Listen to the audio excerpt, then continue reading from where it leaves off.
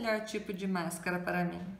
No vídeo anterior, nós falamos sobre as qualidades que uma máscara precisa ter para garantir a proteção.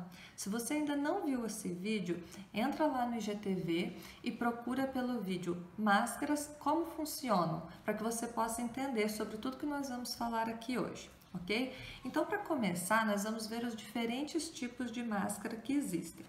Muita gente já deve ter ouvido falar das máscaras N95 ou PFF2, como essa que nós tínhamos lá no laboratório, que também serve para proteção quando se manipula determinados materiais, mas atualmente o uso dela deve ser destinado apenas aos trabalhadores da área da saúde, porque esse tipo de máscara ele possui um padrão específico de proteção que esses profissionais precisam. Existe ainda um outro tipo de máscara, que é a máscara cirúrgica, que vem sendo muito falada.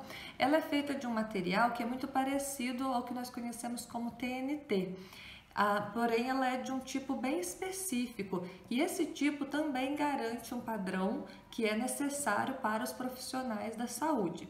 Portanto, a máscara N95 ou a máscara cirúrgica deve ser destinada somente a esses trabalhadores. Se você não é um trabalhador da área da saúde, esqueça dessas máscaras no momento, ok?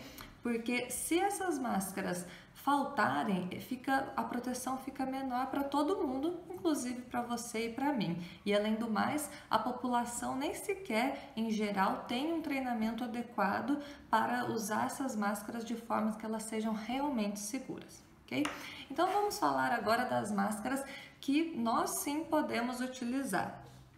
Bom, existem vários materiais que nós podemos usar como máscaras e a questão é: será que se eu uso um determinado tecido ou outro tecido faz diferença?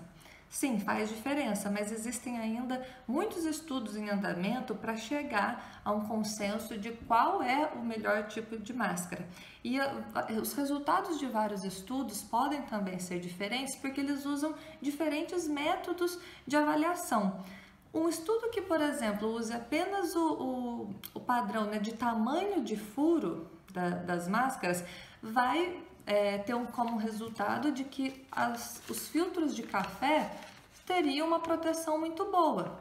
Porém, a própria Melita, né, fabricante desses filtros, já se pronunciou dizendo que eles não têm uma eficácia adequada, por exemplo, para o uso de um profissional de saúde. Isso porque, apesar de ter os furos muito pequenininhos, esse material não oferece uma boa respirabilidade. Nós já fizemos o teste, né, no vídeo anterior, de que vaza aqui pelos lados. Então, o que você pode fazer para garantir que você use uma máscara adequada? Você pode, gente, na sua casa procurar diferentes tecidos. Inclusive, eu vou propor uma dinâmica que é muito interessante porque pode ser feita até com crianças.